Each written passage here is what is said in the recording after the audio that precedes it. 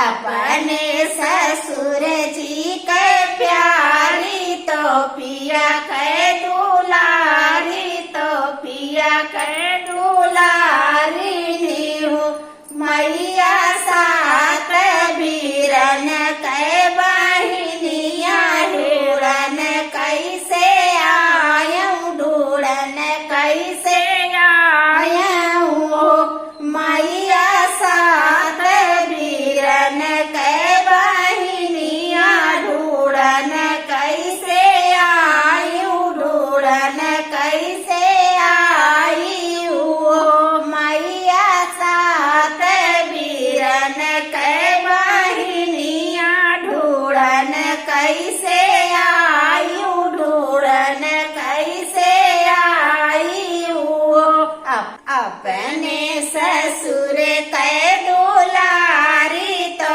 पिया जी के प्यारी तो पिया जी के प्यारी नियो बेटा तू ही मोरे आखी के पुतरिया ढूढ़न आयो ढूढ़न तू है आया बेटा तू ही मोरे आखी के पुतरिया ढूढ़न तू है आयो ढूढ़न तू है आया बेटा तू ही मोरे जिये के आधार हेरन आयो हेरन तू है आया बेटा तू ही मोरे जिये के आधार हेरन तू है आयो ढूढ़न तू है आया छोटा ही कृष्ण कन्हैया तो गोड़वा घुघुर सो है गोड़वा घुघुर सो है काना दूरी खेलन जीनी जाया हेरन कैसे आई हेरन कैसे आई बइयो काना दूरी खेलन जीनी जाया हेरन कैसे आई हेरन कैसे आई बइयो। बहुत ही प्यारा बहुत ही धमाकेदार कृष्ण जन्माष्टमी के उपलक्ष्य में ये सोहर गीत है, आप लोग जरूर सुनिएगा, रिक्वेस्ट करते हैं। और अगर गीत पसंद आएगा तो कमेंट करके जरूर बताइएगा। इस समय आप लोग बिल्कुल कमेंट नहीं कर रहे हैं तो थोड़ा हम लोगों का सपोर्ट कीजिएगा। फिर मिलेंगे आपको अगले गाने में, तब तक के लिए